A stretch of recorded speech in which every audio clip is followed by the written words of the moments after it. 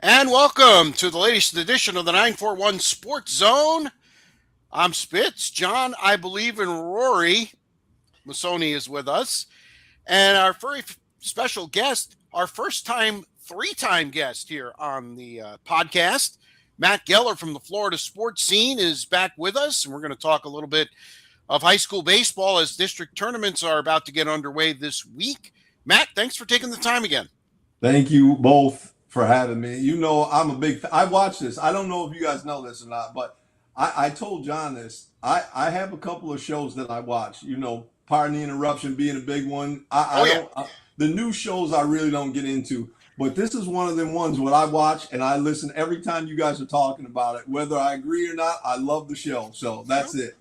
That's good. Well, I'm glad to More hear. often than not, I agree. Just so we you know. definitely appreciate you guys that Yes. you liking it and watching it for sure. By the way, Matt, just so you know, this my nickname or my name for my middle name this time is because I picked Scotty Scheffler to win.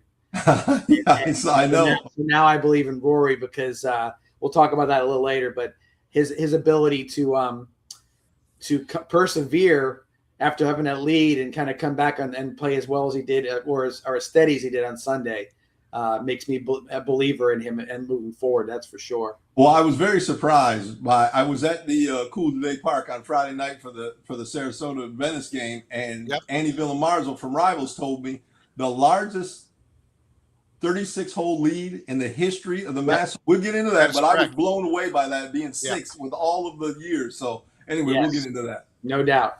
Yes, we will, and we'll get into some of the high school baseball. They had that. We kind of talked about it last week. The games at Cool Today Park. We'll talk about those since you were there. It really can give us some firsthand knowledge. The Mighty Dogs in the background. The 941 Sports Zone is presented by Mighty Dog Roofing of Southwest Florida, locally owned and nationally backed, delivering exceptional roofing for homes and businesses throughout the Gulf Coast.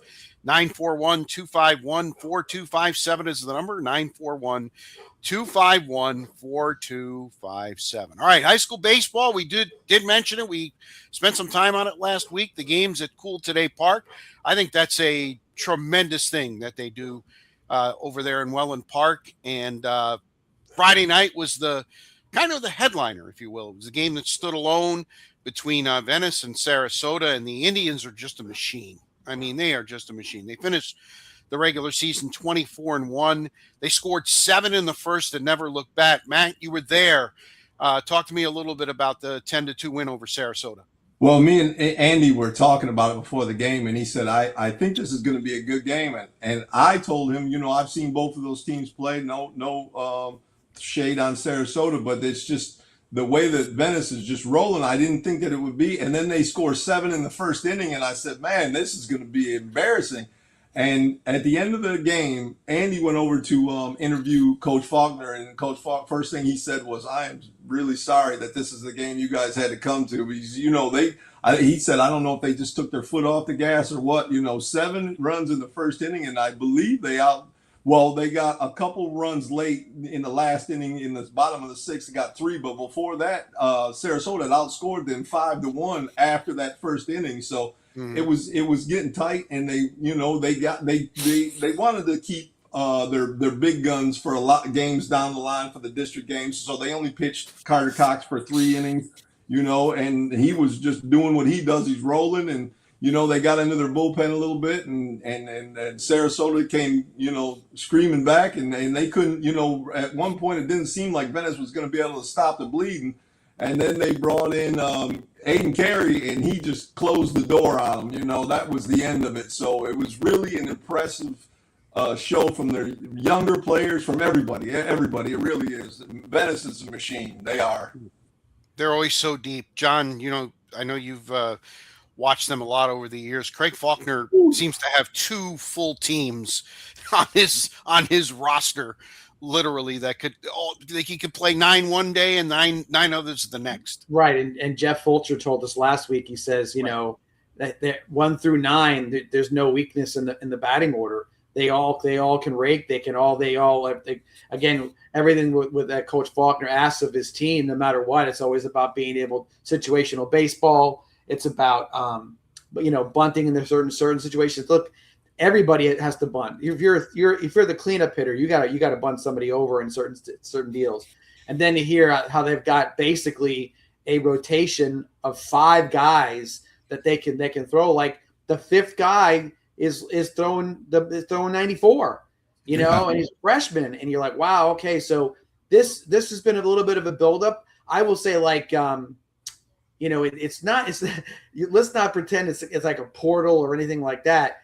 Venice has just always been around the state championships for years now, and it seems like anything else, this is the wave where this is a one of those waves where you could see Venice going on a 2 to 3 year run of potentially winning state championships, and if that's the case, then whatever. I mean, Coach Faulkner is already a Hall of Famer for the state of Florida. And so this is a validation of what he's created at Venice High School, what he's created, over the last, now it's going into I think he's probably into his 27th season as the head coach. I think he was in 99. It's when he started, if I'm not mistaken. Wow. Yeah. So, you see you want to have success, whatever possible. But what Venice has done very well is that they've created a culture, starting with Brian Wheatley, then off to Craig Faulkner, and I'm not going to skip over anybody else there's been state championship soccer teams, there's been state championship, in wrestling, there's been state and swimming, you name it. The culture has been created. They sort of fostered it along.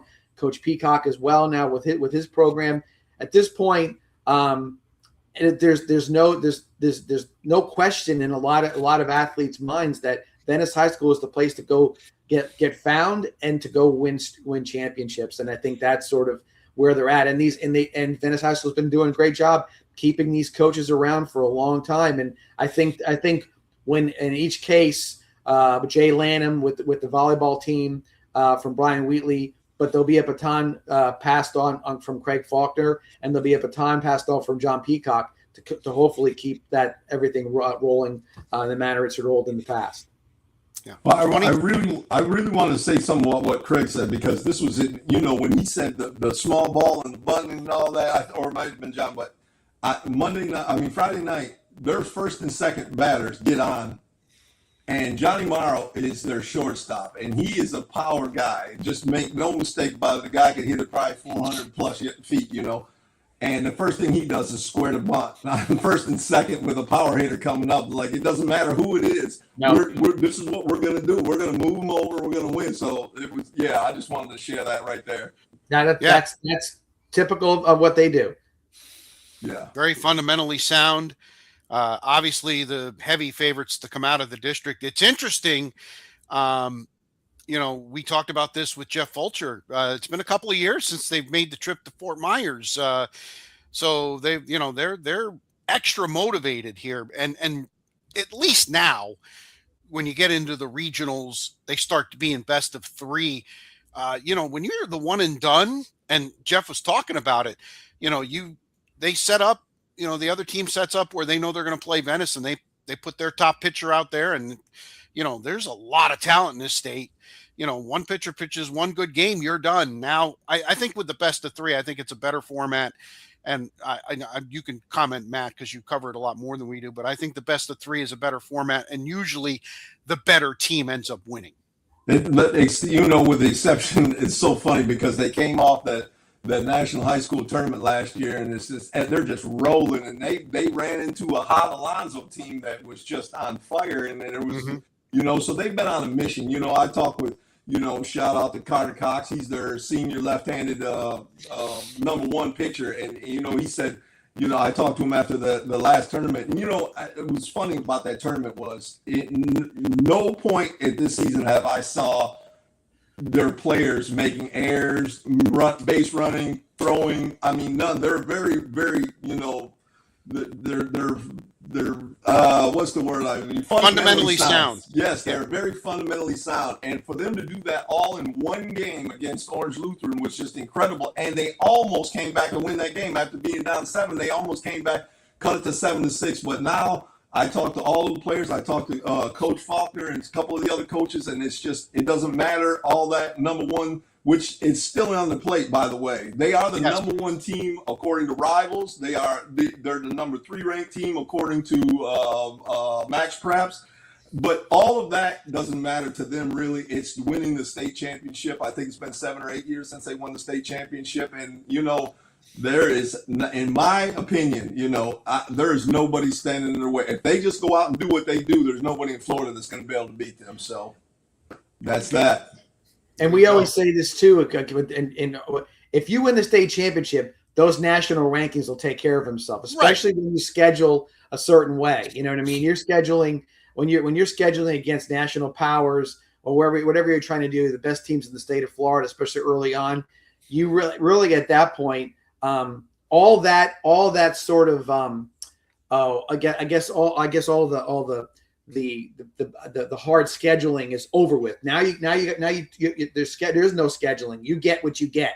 Like last year, a very hot Alonzo team. So what you got to focus on is your next opponent, and not their ranking, and not that they got 5 pitchers. Look, like anything else, I mentioned they have a rotation there for 5 guys. Well, it helps, but you better make sure that their 9 guys over there that are playing that game are not going to take advantage of some mistakes you make, or not having a maximum effort put forward. I'm not saying that happened last year with Alonzo, but I know, and Jeff said this last week, that really left them with a bitter taste in their mouth. They thought they had the better team, and it kind of got away from them. Hot bat from one of their players, and a couple of nasty sort of junk ball pitchers, and there you go. Then you end up losing. So I think they're very well aware of what happened last year, and I'd be surprised if they don't put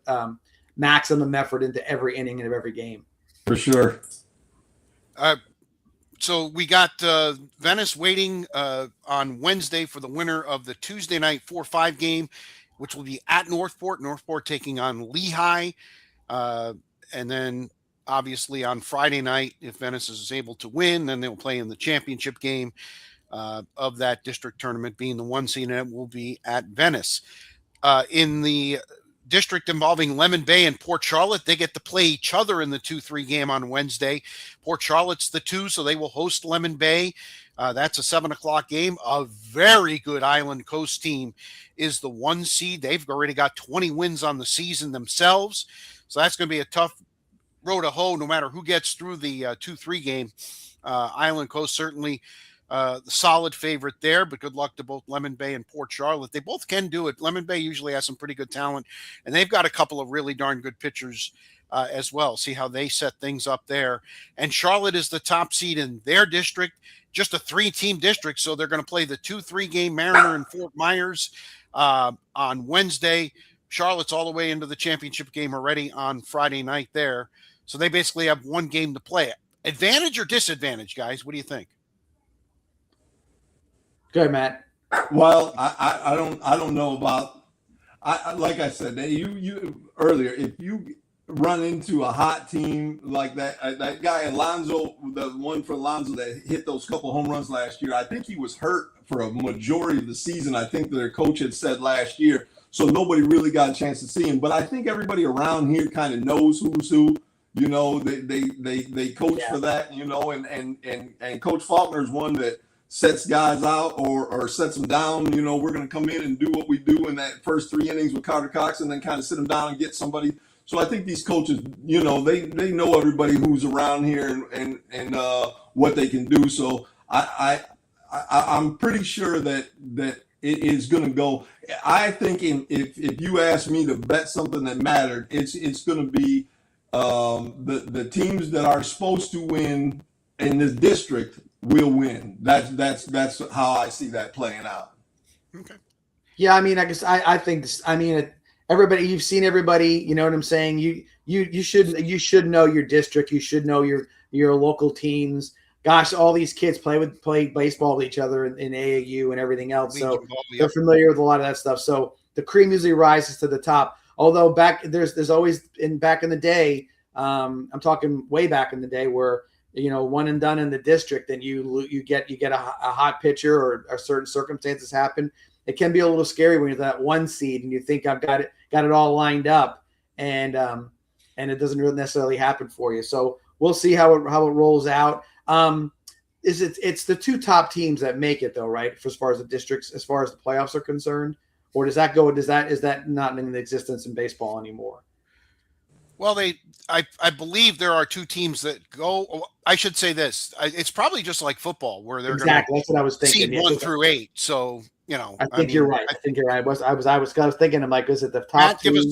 give us the tea on that. Well, Spitz, I was going to ask you. I wanted to ask you: is Tuesday night or Wednesday, is Riverview and Sarasota playing each other? Yes. And the winner of that plays the winner of Lehigh, Northport winner versus Venice right? For the district championship. Correct. Yes. And that's just a 1-game win if I'm not mistaken, it's just correct. One win. Wednesday's 1 game, and then Friday's the championship, with Saturday being the rain date. Although, was looking at the weather, I think they should be fine. I think you were right about that. It's clear water, it's clear skies for sure. But what John was saying is if and I'm just saying this, Sarasota ends up beating Riverview, or Riverview beats Sarasota, and then Venice plays them on Friday. Do both of them go into the regionals? I'm not 100% sure. I think they do it like football, where they're going to rank them 1 through 8 and go that way. There's going to be basically everybody has a chance, just based on what their record and their strength, how they're ranked, so to speak, in that situation. So, which I think honestly is the best way to do it, because it always feels a little it was always hard to swallow when you had a great year and in the district you lose, and then all of a sudden, now granted you probably drop down to the bottom tier of the regional championship, but nonetheless you're not sitting home because you had a bad game, a bad inning, right? Yes, right, something like that. So I think that is the case, and I think that is the best thing, because a lot of times comparing football to baseball, there are always going to be potential upsets, but not as much as in baseball. No, because baseball, like I said, all you need is hey, we're great. What's your record? We're 15-15, but one of our pitchers is 15-0. Because he throws 98 and he's going to get drafted, and he's just then you're like, oh my gosh, how does this happen? But I think that's, for baseball perspective, that eliminates that possibility. Well, but then you know what, John? You've got to pitch him in game 2 to get to game 3. Right. And now you got a guy like me coming out of game 3 that's old and just a mess on the third night, so it does matter. It definitely, you're right about that. It does matter. Yeah. A lot of strategy involved, boys. Always. Definitely, for sure. All right, 941 Sports Zone, brought to you as always by the good folks at Mighty Dog Roofing of Southwest Florida, 941-251-4257. Get those roofing issues taken care of before the start of hurricane season, which, again, is now just 6 weeks away. Again, 941-251-4257. Mighty Dog Roofing of Southwest Florida. They go up and down the Gulf Coast. All right, the 90th Masters is in the books. Rory repeats. Certainly looked like Friday night it was just going to be a coronation for the final 36 holes, except that Rory at times loses focus and concentration, and Saturday appeared to be one of those days. And that allowed the field to come back. Cameron Young had a tremendous third round, as did Scotty Scheffler, who was at even par. He was 12 back going into Saturday. He had shot a 74. The thing I thought that was telling with Scotty, 2 or 3 times during the coverage, they went over to the range, and Scotty was hitting ball after ball. He knew he had something he had to fix. He ended up doing it.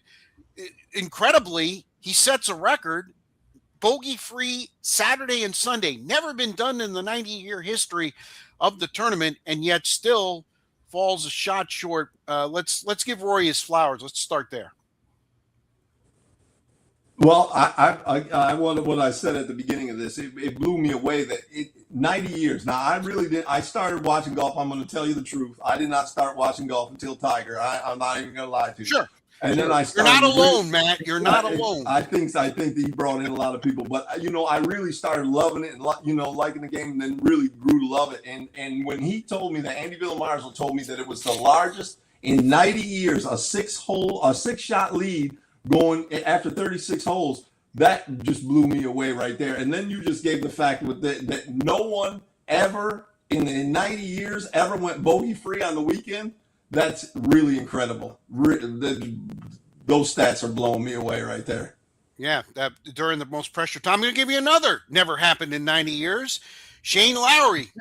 Yeah. Second hole in one. No golfer in the 90-year history of the tournament has had 2 holes in one. He had one back in 2016 and 10 years later. And it was really funny, John, because they kind of showed the one in 2016. His celebration really hasn't changed, has it? No. Well, here's the thing. He had a hole in one 2 weeks ago. Yes. In on the Texas and he's got, I want to say something, I'm guessing here, I'm totally guessing, like 4 holes in one in the last couple of years, like 2 years. And especially at the Masters, I mean, that's just amazing to get 2 hole in ones in your career, let alone, I mean, just one would be ever. Right. The guy's on fire. Going back to the initial conversation about Rory and his accomplishment. But I when he was up 6, everybody's like, oh, 6. It's just going to be him. He can go 2 under par. It's all said and done. He's done. No, because that golf tournament, it is the back 9 at Augusta is the most risk reward back 9 in all of golf, which makes it. That's why it's beautiful aesthetically to watch the tournament. The azaleas behind 13. Race Creek, 12 hole, everything has got all this different, everything about it. But all that set aside, as far as theater is concerned in regards to golf, that's pure theater, because they can turn that golf course into whatever they want to overnight. Okay. Mm-hmm. So every year they tweak a little something here, they tweak a little something there. I thought it was interesting that not a lot of rain up in Georgia the last couple of weeks, is how hard the greens were day 1 and day 2, because normally they're a little soft and you're not having these really, guys were throwing, they're throwing 7 irons from 240 into these drivable, makeable par 5s and getting there in 2, and balls are just bouncing over the green. And if it doesn't land on the green, try to get that ball back on the green when everything goes from back to front. It's very hard to do. So I thought it was interesting, and I said to myself, Rory's up 6. They don't want to see a boat race. Okay. They're going to do something to tweak this thing. And they did. They made it very much, how do I put this? They made it accessible for the other guys to catch up. So they softened the greens a bit. Okay. So now you say, well, that's why you could see a Cam Young coming up, a Scotty Scheffler going 7 under on Saturday. It just set up for it. And Rory got a little, in your mind, I don't care what you say, you're up 6, you get a little conservative. For sure. You can't, man, I don't want to make this mistake, or, hey, you know what, don't go left here, and then you go too far to the right. And you'll see that a lot with the weekend guy. You'll see it on the tour as well. And so he got a little conservative, I think, and then they caught up to him, and it was quick. They were right on his tail. And of course, then you go out on Sunday, and within a hole or 2, he's in second place by 2. That quick, he went back. He went backwards. But give that, and that's where I got to give him his flowers. So at that point, you could have said, "Oh man, back to the same old me." I got the anomaly was last year, and now I go back to me screwing up the Masters again. But he didn't do anything special, Rich. He just kept playing. He made birdies when he had the opportunity. He did a lot of things that were just solid. It wasn't spectacular. It was solid. And that's how you win major championships. Okay. Consistently, because it's about being repetitively doing the same thing over and over again. That's what Scotty does. Okay. Scotty's 74 on Friday was not much worse than his 65. He just was not. He couldn't hit the greens on the two par fives in the back. He sporadically was. He didn't really kind of. He didn't make shots to get himself close to make birdies, but he wasn't that far off. And all he needed to do was go back up there and get little practice time, working on a little cut shot. He was overdoing the draw on some of his shots on some of those holes. And man, those two, 1 and 2 is exactly where they need to be, because that's going to be I think the theme of the rest of the year is going to be about the majors is going to be Scotty and Rory. Yeah. Who's the number one player in the world? Is Scotty going to come out and get one at the PGA, or what's going to happen?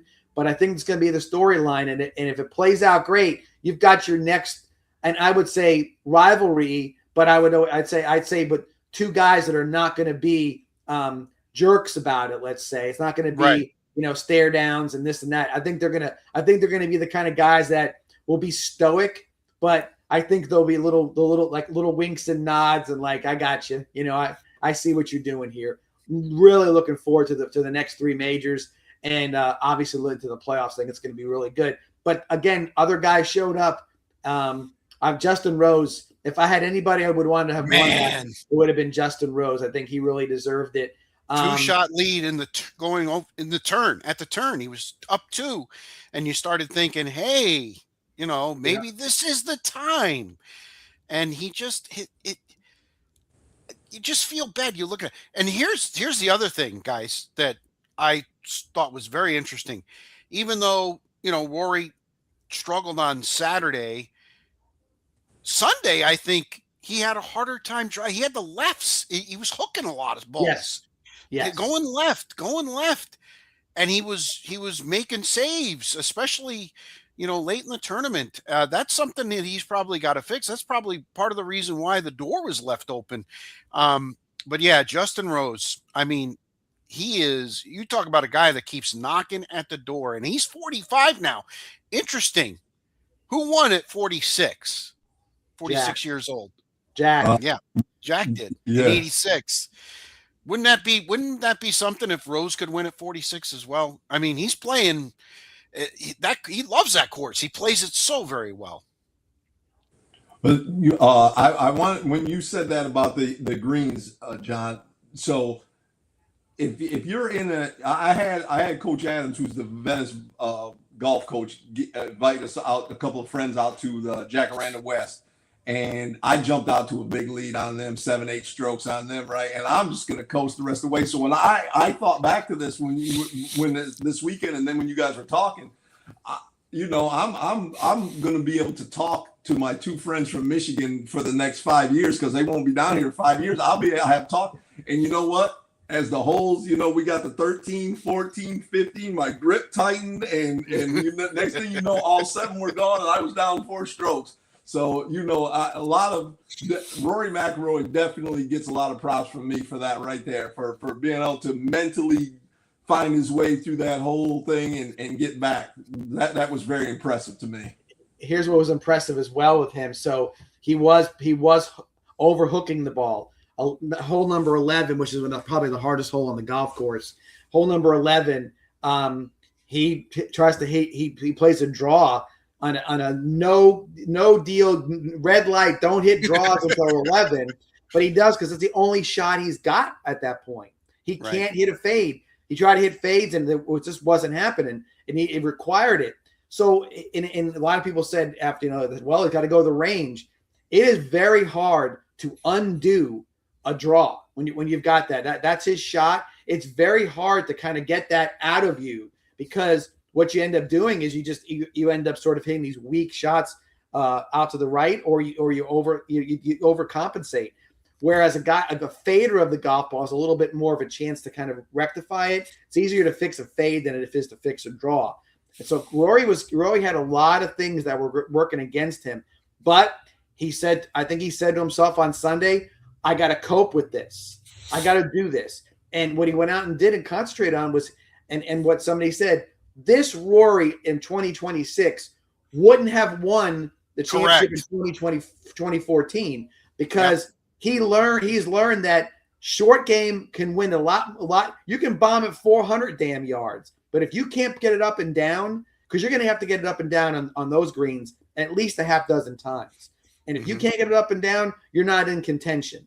And so he showed that he's learned how to play a all-encompassing game.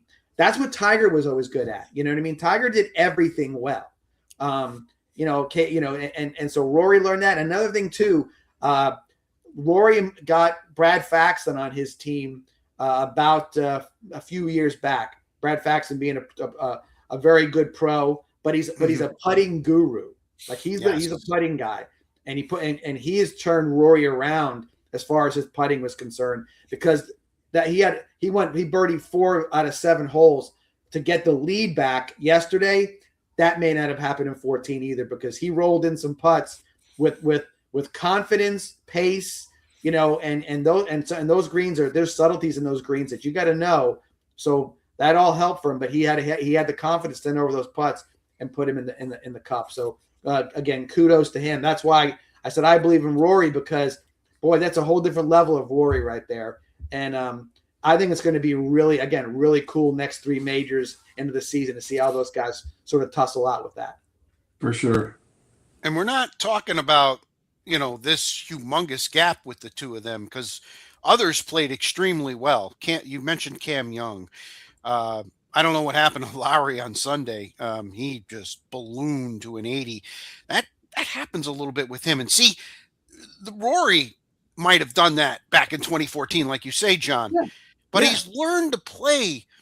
Even when he had that double bogey with the missed putt coming back, he just kind of slowed things down, and he didn't panic. And I think he didn't take chances. The old Rory would have taken chances that he really didn't have to take.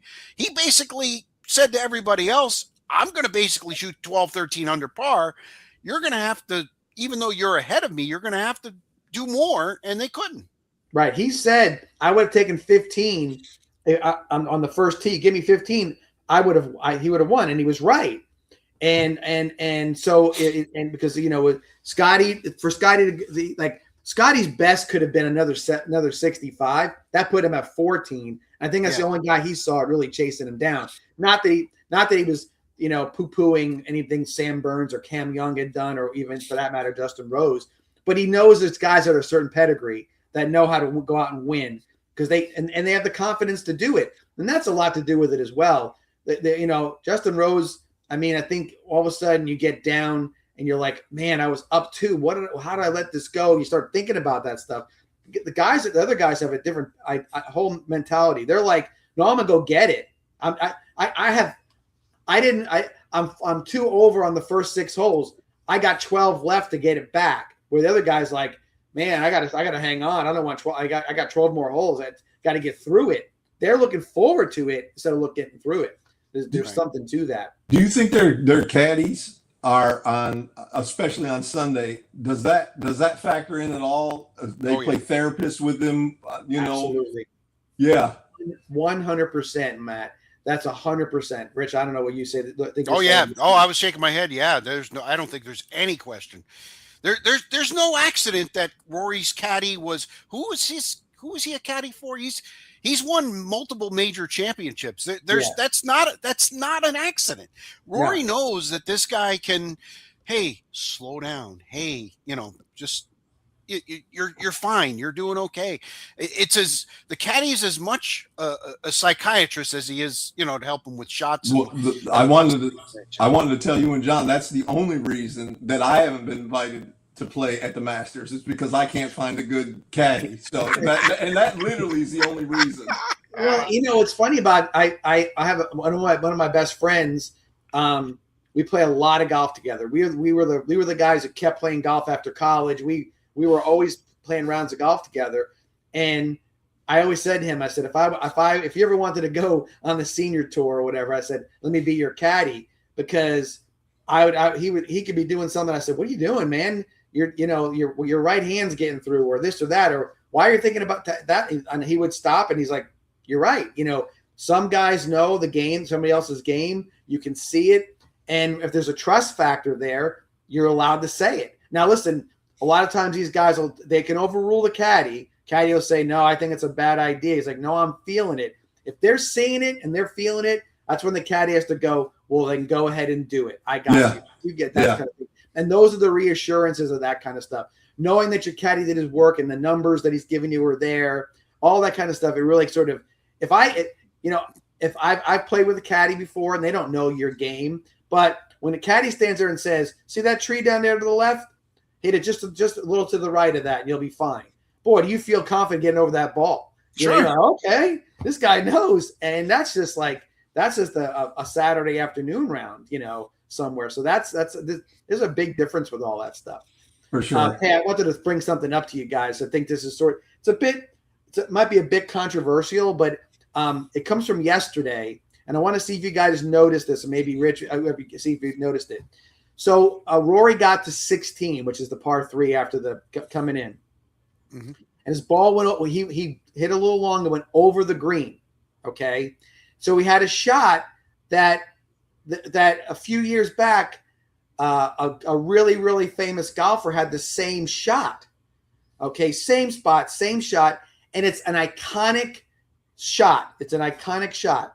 So the shot was Tiger Woods chipping up the hill where it was red and black with that Nike ball. And it went up the hill and it rolled slowly down the hill. And before it turned into the hole, the Nike swoosh is right there and it fell in the cup. Yeah. Iconic. They showed it all the time. Okay. The ball that Rory was where he was at was in the exact same spot as Tiger. I looked at my brother and my uncle and I said, they're going to break it. Here it comes. They're going to show Tiger making the shot. Okay. They didn't even say Tiger's name. They didn't mention his name. They didn't have to. Well, you would think that CBS would want to trot that out, right? Right. So my thought is this. Was it CBS or we really know, was it the Masters who said, we are not talking about Tiger Woods? Oh. Because we're the Masters.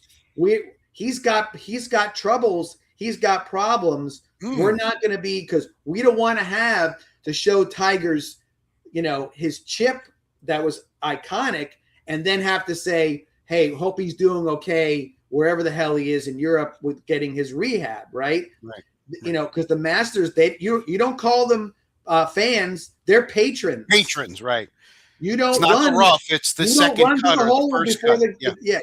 There's all these sort of things. And I thought, wow, if I noticed it, and I have not listened to radio today at all. I was doing all different stuff today, but I don't know if it came up anywhere, but not a mention in the broadcast about Tiger, especially on that hole. And I have not heard anybody until you just said that. And I remember that shot. I think I just saw it the other day on video. If I'm not mistaken, it rolled. He was up on top and it rolled down and kind of went to the side and rolled down. Is that the shot you're talking about? Yeah. Yes. So and then he had a big reaction. Yeah, the fans were right there. He high-fived Stevie Williams. And the thing about it was Rory's shot was as good. It just didn't go in. He was like 2 inches to the right. Otherwise, it would have been a repeat. And how could you have not mentioned it at that point? Right. Not a word. They were radio silent. I never put those two together until you just Me said neither. that. Good job, John. You and John, you guys teach me a lot of just about being as much as being at the games. I'm not even kidding. You guys always teach me on here. Well, it's like I said, it would be there's certain shots over the years. Tiger with the putt with at the Open in 08 where he had a broken leg and he beats what's his name? Marco Mediate. And so there's always been those shots, and that's like the one. I mean, my goodness, that's of all of them, and he ended up winning obviously that year too. So it's just one of those things where you just didn't see it. And I'll say this to you, Tiger's a big boy. He knows he did he's got issues. You got to take care of them. But I was just very surprised that you could sort of glance over it and not say anything about it. So I thought it was interesting. The backlash, I don't think it was going to be from the golfing community as much as it would be from the community at large. saying, Yeah. why are we doing this to him? Why would you ostracize him? Why would you not go out there and recognize that was there? So we'll see if it comes up in the next couple of days, if it becomes an item. But I think that was very interesting. That I truly believe it's the guys at Augusta that probably said, don't break out any Tiger highlights. Yeah, they have that broadcast buttoned up. And it's funny, I listen to a lot of Masters radio. Same thing on the radio. Yeah. Same terms, everything. So they definitely they roll out the training video, if you will. You do realize that right. And well, I mean, Gary McCord, he got tossed off it because he Yes. said they looked like the greens were bikini waxed. And he's like, it wasn't that bad of a thing to say, but I've heard way worse. Looted, and those guys know it. And I thought the CBS crew, not all of them were there. Like Johnson Wagner, I don't think he was there as far as on the course because he's more sort of become like a sort of a David Faraday type of guy making the shots. I think one guy made a win it or whatever else it is. So I didn't see, but they are very buttoned up. And I don't know if you noticed too, but even when it was when it went to Paramount Plus, even it wasn't on CBS, it was still Jim Nantz. It was still Jim Nantz. Jim Nantz worked a lot this week. There's no doubt about it. Yeah, he was on the ESPN broadcast too. Yeah, right. So absolutely. He does and I guess that's why he doesn't do the Final Four anymore. It was a lot for him and. In the couple of weeks. And he picked, they're both. I mean, obviously, Final Four, which was a good little segue here, which based on your shot sheet. But I'll say this: I think that the guy truly understands his place in the lexicon of sports. He's the Masters guy. Okay, yes, that's who he is, and he's happily the Masters guy. He wants to be the Masters guy. Yeah, for sure.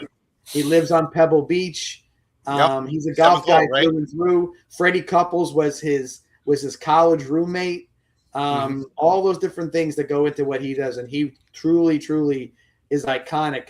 And I don't know who will take over for him because he did a hell of a job taking over for Pat Summerall back in the day. Yeah, and that's so we'll see how that goes. And segue right to. Well, first we'll tell everyone that Mighty Dog Roofing of Southwest Florida is our sponsor of the 941 Sports Zone, episode 34. Can you believe it?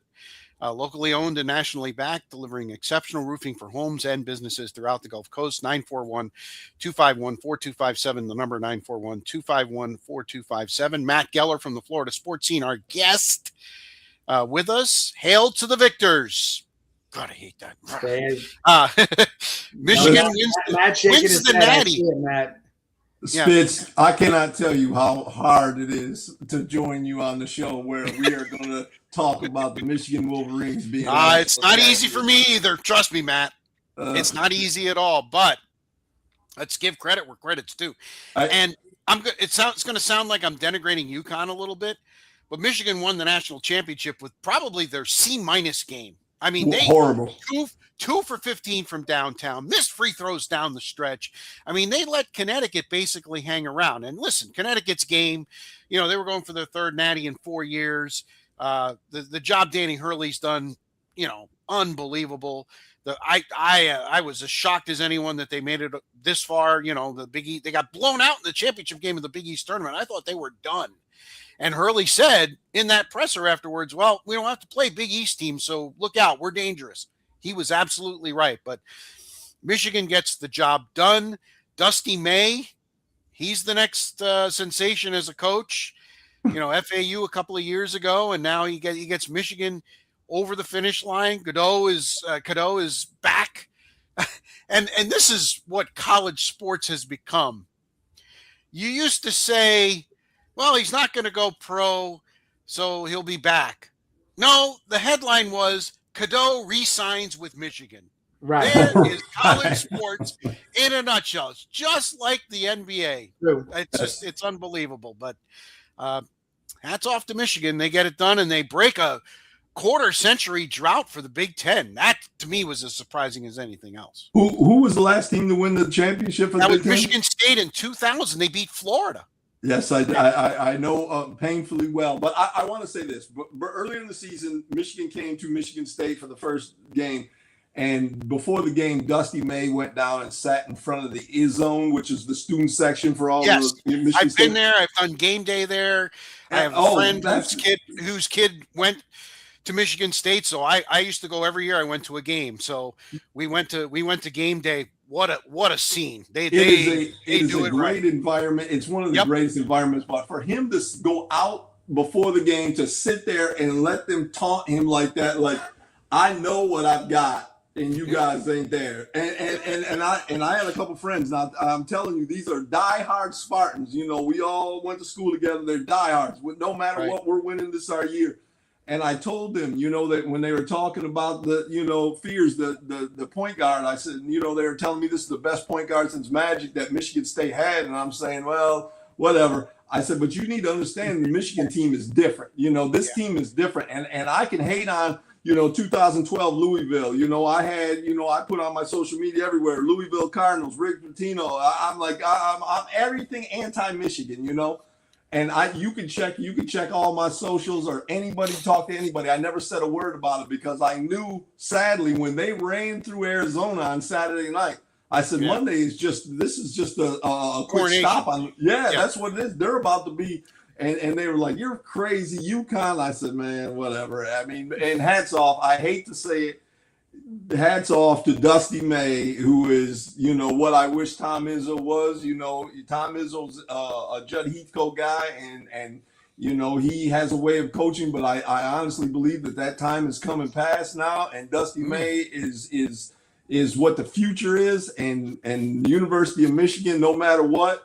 You know, Jalen Rose said it the other day, and Chris Webber said, you know, when they were talking about this might be the best team, that this might very well be the best Michigan team of all time. Mm-hmm. And that's Glenn Rice. The 89 team. Yep. Yeah. Ramil Robinson. Ramil Robinson. And you know, Antoine Jobert before that, and Gary Grant, and all of the guys that played at Michigan that I grew up watching.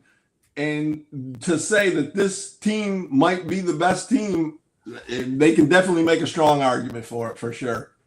John, I know you weren't the biggest Michigan fan all year. You thought they kind of played sloppy at times, and you know, I mean, the national championship game was actually, I'm watching it and I'm going, you know, this is what John's talking about. But they had so much talent, they just overcame.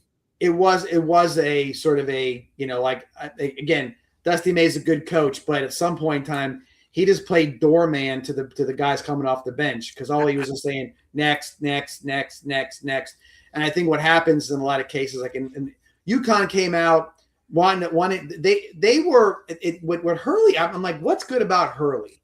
Okay, I think that all his, you know, gyrations and dirty looks and throwing his glasses up in the air, rubbing his head, whatever he does. Histrionics, I like to call them. It's all to get sort of everybody off their game. Refs, everybody. He's just like the bad kid in preschool. Everybody can't stop looking at him. He's just doing this and doing that, and he's a distraction in a lot of ways. His players, they don't even pay attention to half the stuff he does, but he's out there making a distraction. And I honestly believe that they were fully distracted. And I'll say this, Kudo was okay with it. The rest were all sort of like, you know, and even I thought that they were saying, oh, they got 3 guys with 2 fouls. Who cares? They could have 9 guys with 2 fouls. It doesn't make a difference. They all have 2 fouls. They were deep. 2 fouls is not bad. It's not a terrible thing. So I just thought that was a situation. We got a guy 7'4", okay? Pretty athletic for a 7'4" guy. Please stop going at him in the paint. I wanted to read the ball, but my God, you got to bring him out from under the basket. Make him guard somebody. All right. Don't let him stand there and just put his arms up and make no sense. What was the kid's name that was a 7-footer from Purdue a couple years ago? Edney. Yeah. Edney. Yeah. Same thing. Yes. Yeah. And the kid, and he's a guy that he can shoot free throws. He's not non-athletic. But you got to make him come out from under the basket, I could understand it. One thing I will say, which I I think Rich, you might have mentioned it because you had mentioned that Dusty May had brought the team out to shoot in that dome. Get used to it. No, he brought him out to Michigan Stadium. He brought him to the big house. Right. Well, guess before what? The tournament started.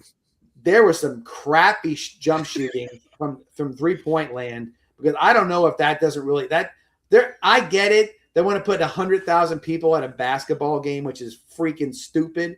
But the idea is, I know, but they're making money. They make $10 billion a year from the TV rights, and they're going to make an extra, $3 million because they're going to sell more seats at the game itself. However, I think that it really does the disservice, because a lot of times it's hard for these guys to get used to that backdrop with nothing there. And both teams from the outside were just atrocious as far as their shooting was concerned. Well, I want to say this, and like I said, I am not. This is probably going to be the only time you ever hear me defend or support the University of Michigan, because they are, persona being a non Spartan, grata. I completely understand, sir. But let me say this: I did some research, because the Michigan State people and the Big Ten people are really beating their chest about the fact that Michigan bought this championship. So that's the narrative that they're trying to put out there. But I'm going to tell you this: Michigan's NIL for the 25-26 season is about $11 million. Just an FYI, Michigan State's NIL is $21 million. Yeah. So you have $10 million more. The only thing you can be telling me by this is the person spending the money at Michigan State is not as good as the guy spending money at Michigan, and that's the only thing. And I'll go a step further with my not being a giant Michigan fan at this point. I think, you're not going to win every year. Obviously, that's a tough deal to do. My personal feeling is you can't consistently win going through the portal. Okay, Florida State football found out about that. A lot of people found out, hey, they cashed in a 12-0 year, and everybody said, oh, it's about me. Pay me now. Where's my money? I'm out. I'm not playing in the bowl game. Whatever happened. And what were they the next year? 4-8 or whatever it was. I thought it was 2-10. Yeah. Well, my thing is, I don't think Michigan's going to go down that much. I just don't think that it's a consistent way to win. I just don't. One or two guys. You think that, John, if they bring in 3 seniors at $5 million apiece to play against the freshmen, these guys have more tournament experience. They're older, they're bigger, they're stronger. You don't think that that's a recipe to win? No, I think the problem is that if you look at it from a portal perspective, okay, Florida won a national championship, and they had portal guys. Don't get me wrong, they did, but it was a blend of the right blend of senior leadership on top of this, on top of that, whatever it was. I get that, but I don't think you can go out there and run 10 new guys out every year and be consistently a winner. I don't see that, because we talk about it in high school. We're talking about it. What you think about culture, about buying in, about all those different things that go into it. It's very hard to get because I know everybody wants to have a job interview. A kid can come out there and be like, hey, you know what? My problems at Ball State were nothing. That's all in the past. I'm here to be a winner now. And he goes out there and he's mad because he only got 14 minutes in the game and 4 shots. And that one guy pours it in the well because he's not really a Michigan man. He's about himself a man. That's what happens. And I don't think it's a consistent scenario that plays out. So I think that they've got to look at it from, and I heard Dusty May talk the next day saying like, yeah, well, it really stemmed from last year's team that wasn't very good, and some guys stayed around, and that's what helped us, and this and that. Okay, I buy into that a little bit. But if you're going to go out there and try to portal your way to a championship, I don't think it's going to work. It's no different than being a John Calipari and getting 7 McDonald's All-Americans and you lose in the second round. You can't get up to speed enough to get going in it. Now, grant you, a freshman versus a senior is a different story. But if that guy was there he's not coming to Michigan. I'm sorry to say this. He's not coming to Michigan to win a damn national championship. He's coming to Michigan next year to get notoriety and a chance to go into the NBA or the G League or wherever he's going to go. So that guy shows up and it's not right for him. all of a sudden he's not about it. I think the biggest example of what could possibly happen, and it wasn't even a portal situation, was the kid from Kansas, Peterson. Yeah. He's the second best player in the country, everything else, lottery pick, and he's taking games off. Yeah. He's even addressing it. Yeah. Like, he'll be okay, be back next game. Did he just tell you he wasn't going to play? What's going on here? You know what I'm saying? So I think that it's a very interesting deal. You can't, you're going out and re-recruiting somebody at an older age, telling him how wonderful it's going to be when he gets there. And then when he gets 3 minutes a game, he's leaning over to the other guy who came with him and he said, that came on and said, this ain't right. Where's my deal? I could have stayed where I was at, or I could have went someplace else. I'm not getting the right deal. And so it can all crumble. I don't see it as a consistent manner of winning.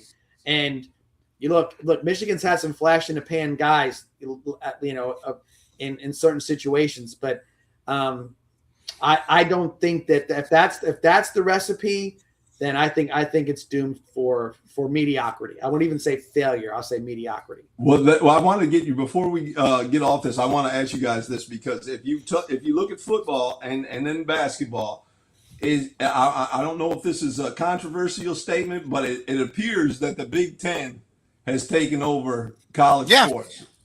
Yeah. Well, they're certainly, you don't hear nearly as much from Greg Sankey these days. He's kind of been a little bit quiet. I mean, they had 6 teams in the Sweet 16.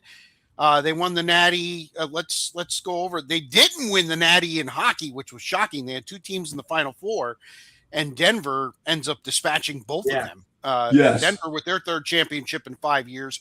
Congratulations to them, by the way. Definitely, congratulations. The Big Ten definitely they could pound their chest. 3 straight Natties in football. They broke the streak in basketball. Penn State's the national champion in wrestling. You just go sport to sport. Right now, it's all about the Big Ten, and Greg Sankey's just got to sit down and take it, and he's got to get their teams to step up. And Sankey is, I guess, leading the charge to get the tournament to 76 teams. Do we really, as bad as the bubble was this year, guys, do we really need 8 more teams that totally suck? No. I mean, seriously, no.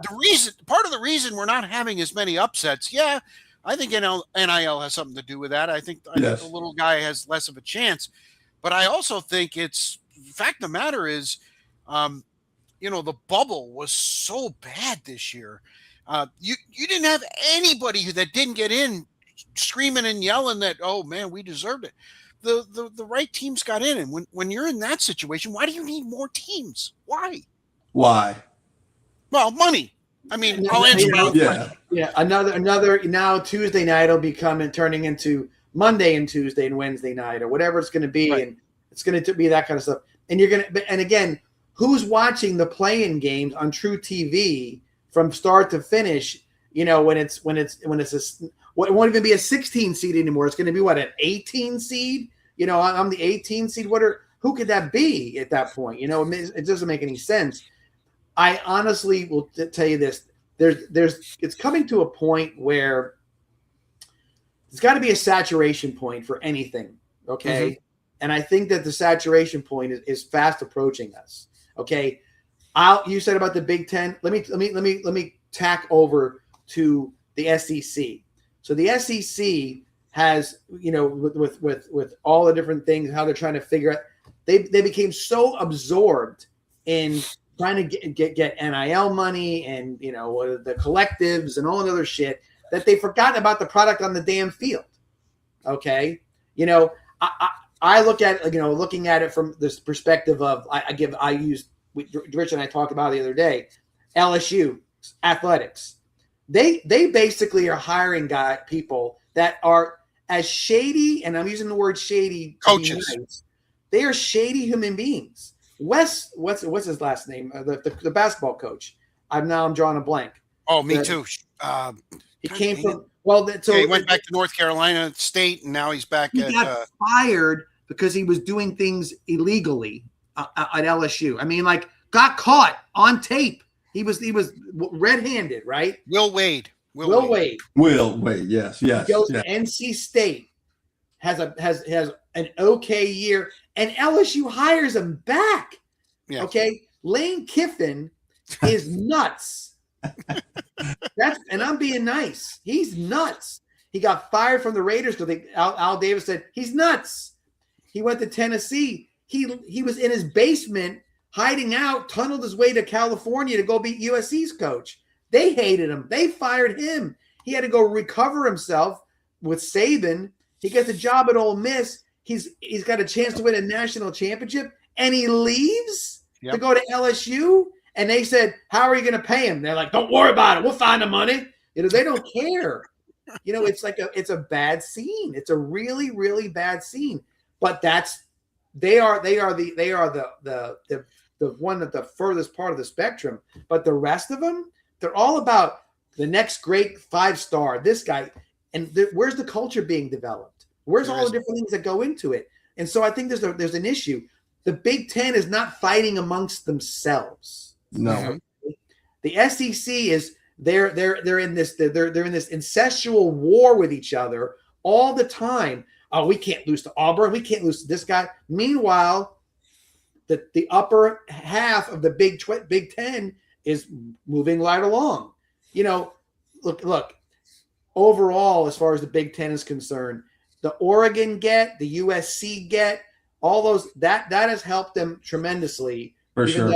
Even though geographically it's ridiculous, right? but the idea is they got the right ones because the ACC got Stanford and Cal and SMU and everybody else, and that hasn't helped them one bit. Not SMU one more bit. than Stanford and Cal for sure. Right.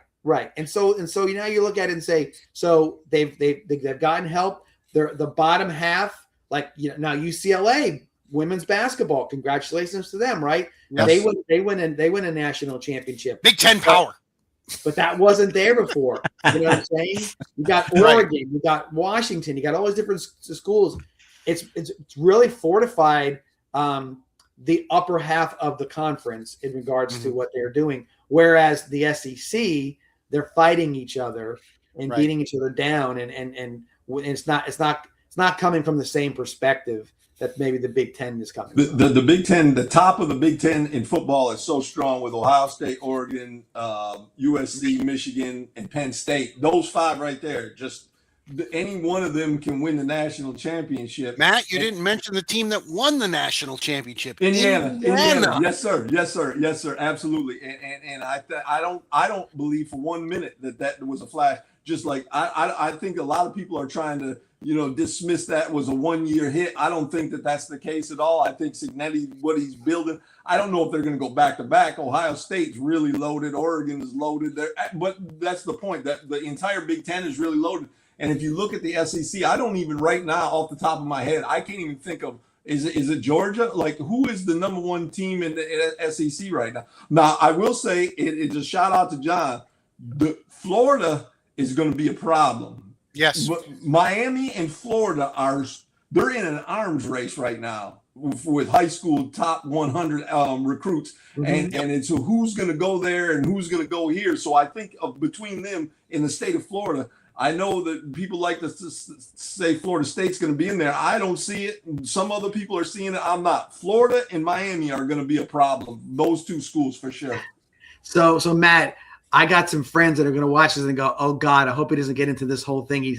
I've been saying for years and years that the state of Florida, as far as high school football talent is concerned, is untouchable. I don't give a crap about California. I don't give a crap about Ohio. Texas. I don't give a crap about Georgia, or forget about it. Louisiana. It's not even close. It isn't. Not even close. Now, especially if you lump IMG into the fact what's going on, then they're not really a high school team. We play them, but it's a little different deal there. But if you include them, it's a landslide. Yes, it's nothing, right?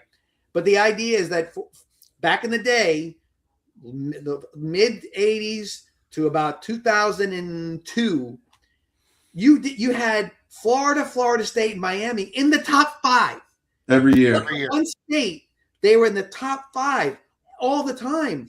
Yeah. They just ran through each other. That's what they did, right? Florida, Miami, that was a whole thing about the rivalry was splintered off, whatever it may be. But that they were taking turns being the best team, and they were at the top. That was all based on they weren't recruiting guys from, hey, we got to get 40 guys from outside the state of Florida. They were recruiting the city of Miami. Yes. Right. That's it. That's all I had to worry about. And everybody else involved. And it's still there. And it drove me crazy for the last 15 years that Florida couldn't figure out that they needed to stop trying to get a linebacker from Connecticut when a 2-star in Florida is better than that. Yes. Oh, that kid he had 7 million tackles in Connecticut. No crap. They don't have players Connecticut against that one guy. Right. You on a week in, week out basis, we watch football and the playoffs come through in high school. It's the speed of the game. Everything about it is so much different. And yet it doesn't happen. And now, finally, looks like maybe everybody's starting to figure this stuff out. Stop wasting your time looking through all this different. Oh, we got the best corner from Idaho. Congratulations. Right. Let him go to Idaho State. Right. Every damn team in the country worth its weight has 1 or 2 starters from Florida on their team. Yeah. Everyone. You watch a game like he's from Florida. We played against that guy. We played against that quarterback. We played against that quarterback. Played against that quarterback. They're all over the place. Schellenberger drew a line from Orlando across the state and said, "This is the state of Miami." That's what he called it, the state of Miami. He said, "We're not even recruiting anything else. Recruit this area right here, including from the 941 South. This is what it is. We're going to recruit this area and nothing else." And you know what? From me, coming down here from Michigan, like I told you guys before, be all and all in the state of Michigan. This is what it is. But I'm and this is no shot at them. There's a team that won the state championship, happens to be my high school team. He led the entire history of the MHSAA rushing yards in the state championship game, 369 yards, I think it was, in the state championship game. People are like, this guy's a star. He is going to go to Central Michigan to play football. Just so you know that right there. Meanwhile, you got Ashari Charles going down to Miami. You got Tyree Manning. You got Javon Hoffman that's coming over this year. Noah Patton. Like, these are guys they are getting. But then you got that Davidson over at Mooney, right, and Connell Jackson. I mean, I literally can just sit here and give you name after name after name of superstars, and they're talking about this one star out of Ohio, and it's like, I'm like, man, you guys cannot be serious. The one of the people that recruit for my school, I have never seen him in 941, and I'm just like, bro, do you not realize, like, what do I need to do to get you guys to come here and look at these players? This is in Charlotte and Sarasota County. There's 5 D1 quarterbacks. Just that alone. That's it. 5. Okay. And you don't. Where do you get 5 D1 quarterbacks? Okay? In the entire, I don't even know if the state of Michigan has 5 total D1 quarterbacks. And that's the thing. Right. You see, you're looking around, you say that's what it is. One more thing I'm going to bring up about going backwards about the Big Ten supremacy. Okay, so look at it from this perspective, and maybe look at it. Cignetti comes from Indiana, right? 2 years, natty, gets it, outlier, brings it in. Dusty May, 2 years, outlier, wins a national championship. For as good as the Big Ten is, okay, it seemed like a relatively easy path for 2 outliers to come in and get to the top of the pack pretty quickly. So I would say to you that while they are the king of the mountain right now, and all that is deserved that is out there, it just shows you that potentially that maybe it's not as maybe the top of the pack is not as solidified as you think it is. Right. Yes. Yeah. Well, I'm gonna dispute. Cignetti, jury's probably still out. Dusty May took FAU to the Final Four 2 years ago. Correct. Okay. Yeah. So I don't think, I think he's a little better than you're giving him credit for, John. No, but I think also Signetti, thinking about it too, he created James Madison, Yes, and he did. the leftovers made it to the playoffs. Yeah. So they're like, oh my gosh, they were the leftover guys. He's got something that, again, and I'm not looking. They're hired. They anybody could have hired him. I'm just saying that, man. You know what? You think like, well, this is solid. I think there's, we can go into this. It could be a whole conversation, but I think some teams had to come down a bit for them to get there, even though for as good as they were, and then have a guy like and hit home runs in regards to some of the guys they did get, like Mendoza, obviously a home run, and then Cadeau and a couple other guys a home run as well. Yeah. All right. Wow. Big segment there, guys. 941 Sports Zone brought to you by Mighty Dog Roofing of Southwest Florida. Again, the number 941-251-4257. They are locally owned, but they have national backing. So they've got all the tools they need up and down the Gulf Coast. They take care of the roofs. 941-251-4257. All right. I'm going to call an audible a little bit. I'm going to go to the NBA next, since the regular season ended yesterday. And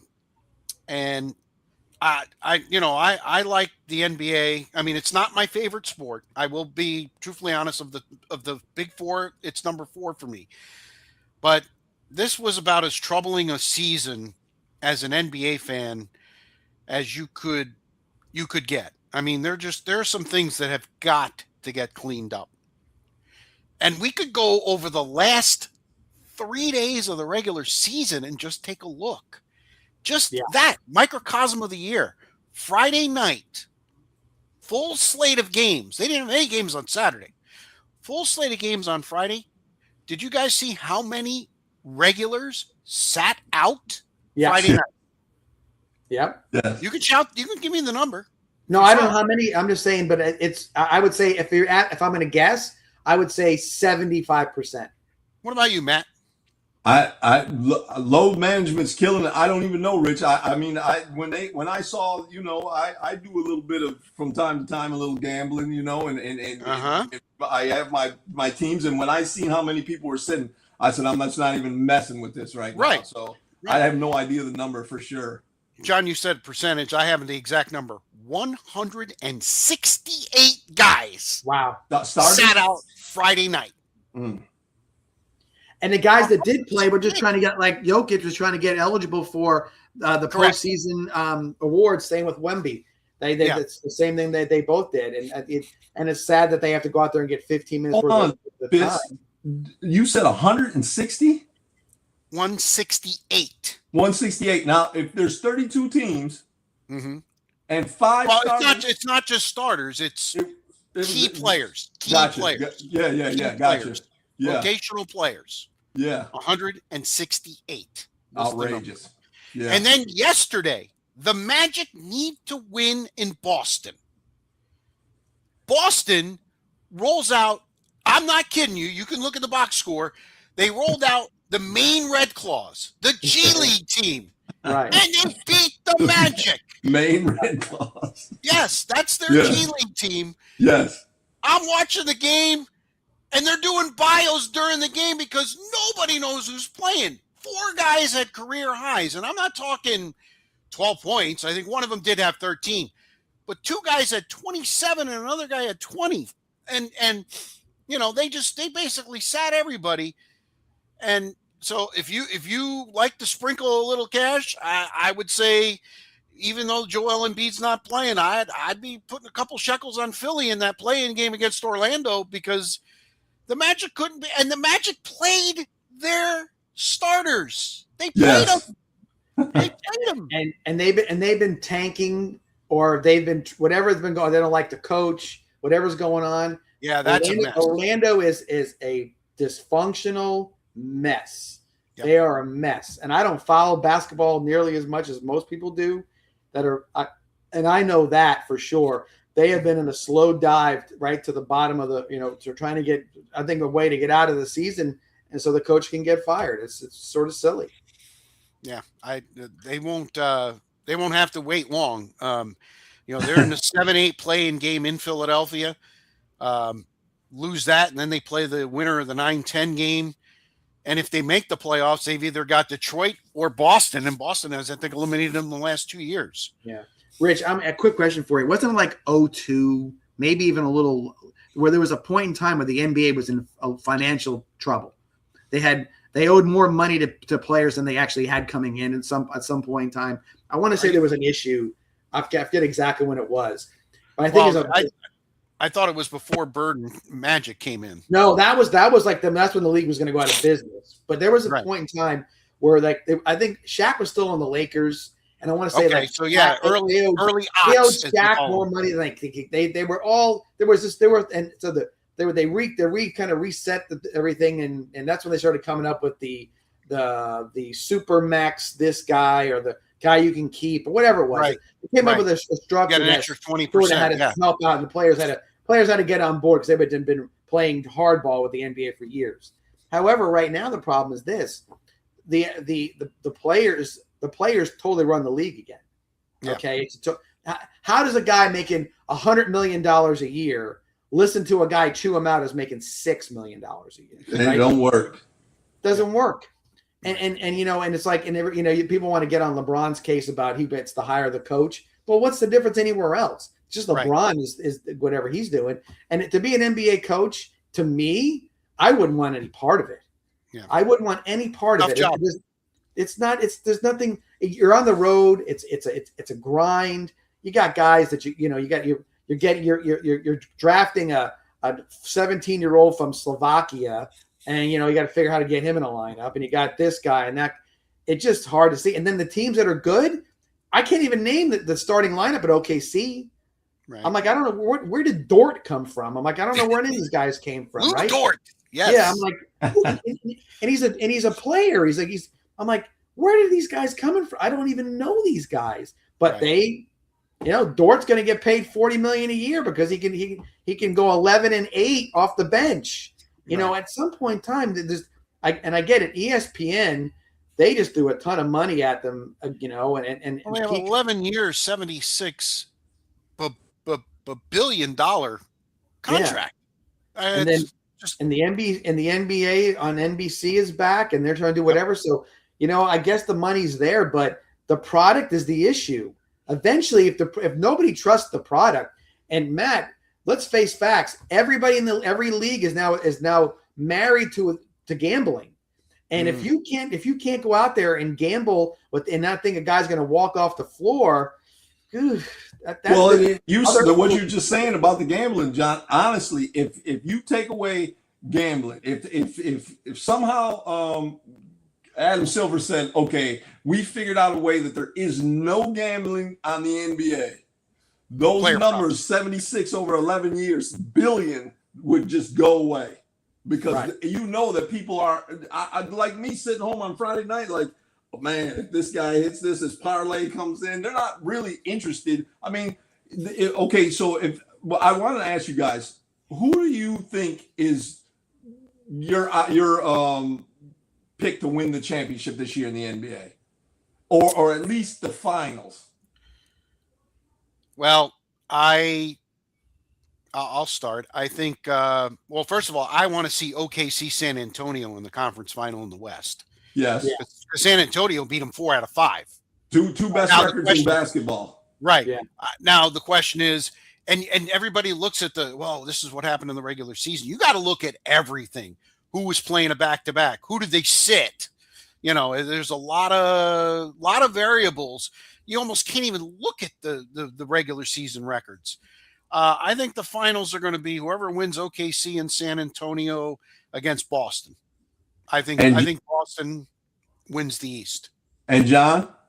Same, OKC Boston, because I don't trust Detroit at this point. Yeah. I don't know that their team is ready for it at this point. There might be a year away because they got to get into that not the first round or two, but get into that semifinal area and see where they land. And I think Boston just got the seasoning behind them. Although I will say I do agree with Rich, but I just can't. I don't see the Spurs winning the championship. I mean, I know Wemby is an unbelievable, specimen as an athlete is concerned, but I think they're also the same way. I can say this: OKC, Boston this year, and then San Antonio, Detroit next year. I'll take it. I'll take it. Then I know you're from Michigan. I knew where you were going with that. I honestly, it took a while, but Jalen Duren and Cade Cunningham are really good, but Brown and Tatum are really good too. So I honestly think their bench is going to come into play in that game. I have Boston and Detroit in the Eastern Conference Finals. I have Detroit to win it, but maybe I am a year ahead.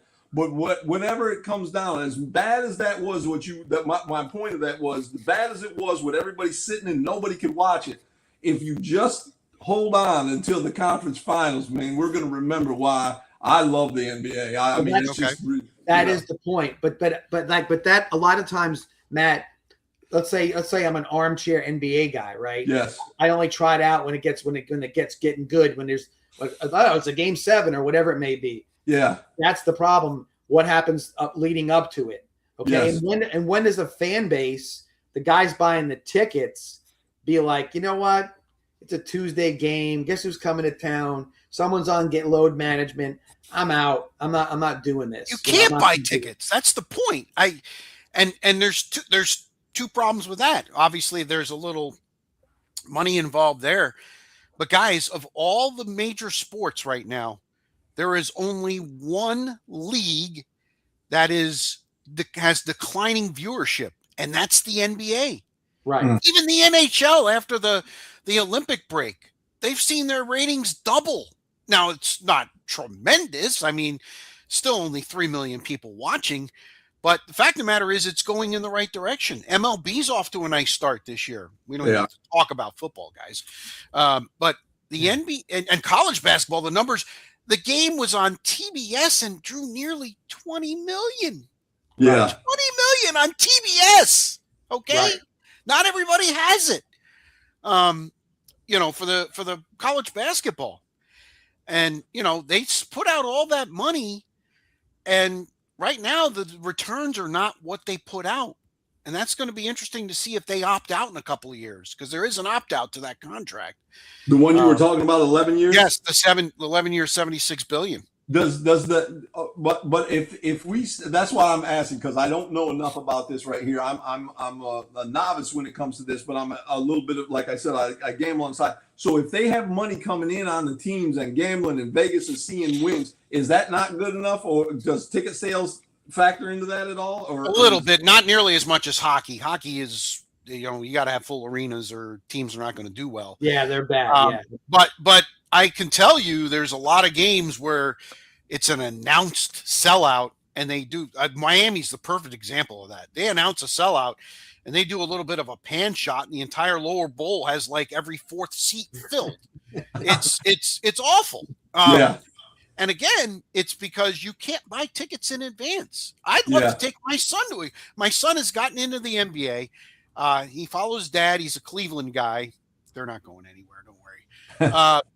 But my point is, I'd love to take him to a game, but I won't buy tickets in advance, because if Donovan Mitchell doesn't play, what's the point? That's his guy, Right. No, I got you. That's. And I see it. It's just like you'd say, what's going to happen, and it's diminishing returns on this. And if there's like I said, that this is where I see them again at potentially at a turning point. What's going to happen? Because with that much money at stake and that kind of situation going on, boy, if one piece of that puzzle gets taken away, it's catastrophe, because everything's, even all the salaries that are out there, they're spending every dime that they have.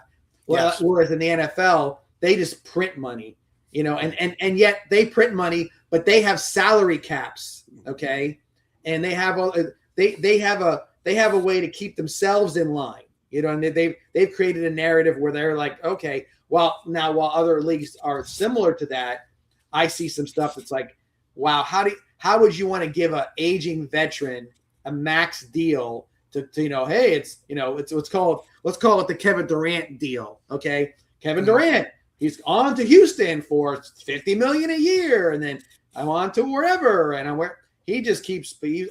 I don't. It's like spinning a wheel. Where's Kevin Durant going to play this year? You know what I mean? It doesn't matter because he's going to get the same amount of money, the same jack. And if all of a sudden that money's not there, and Kevin Durant can't go to Houston or to wherever it may be and get if the money's not there, he's got it. It'll become what baseball is. It'll become a major market, deal, and then that's a collapsible situation if that starts happening. So we'll see. Hey, one thing real quick. I was just thinking to myself, we both went OKC, Boston. I'm going to give you a team from the West and a team from the East that I think might be able to surprise. Okay. The top ones. The West, Denver. Okay. Only because I like Jokic, and for as much as Wemby and all these different guys, he just is a difference making person. He's a distributor. He's under the basket. He's a different guy. I think Denver was getting a little hot. I could see them. They might be somebody that could push the envelope. And I'm going to say one other team, the New York Knicks in the East, only because this might be the only chance this team stays together as it is. Whatever's there.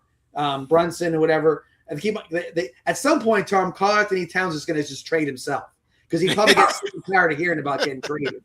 So he's going to be like, screw that. I'm out of here. Go get whoever you want. They want the Greek Freak or whoever they want, but that's Giannis. Determined.